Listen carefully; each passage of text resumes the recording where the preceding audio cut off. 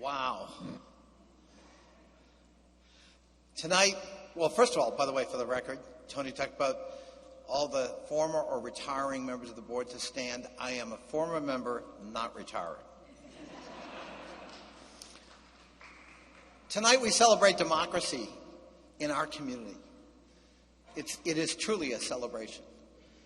And we celebrate an extraordinary board that is leaving office and an extraordinarily capable board replacing it. And that's Fairfax County, one of the most competent and sought-after places in the United States.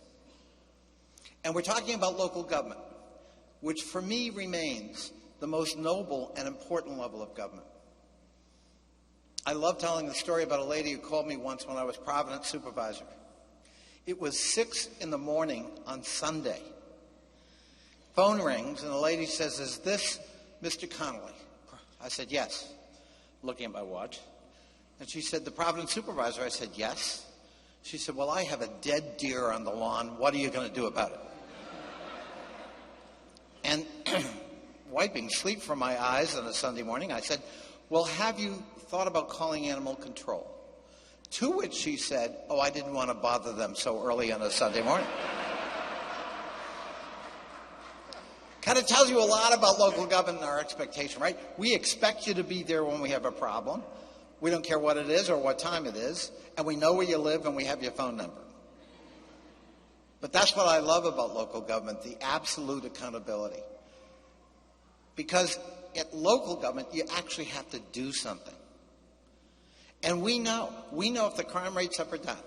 We know if the schools are performing or they're not. We know if the pothole got filled or it didn't. And that's what makes local government so democratic and so important in our lives.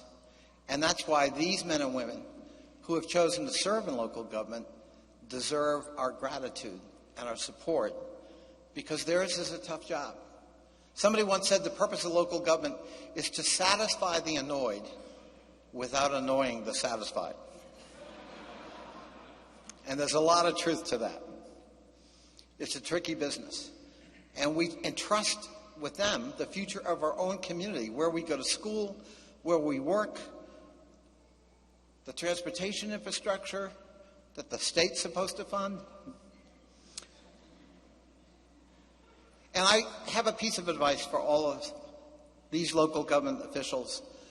3 things that help me and I hope will help you. 3 things you need for sure: mission, passion, metrics. Have a clear articulation of what it is you want to do. What is your mission? Secondly, have passion for it, because if you don't, nobody else will. And thirdly, measure it. Metrics. If you can't measure it, it's awfully hard to accomplish it. You do those 3 things, and Fairfax will be in great hands. Congratulations to all of you, and thank you, family and friends, for being here tonight.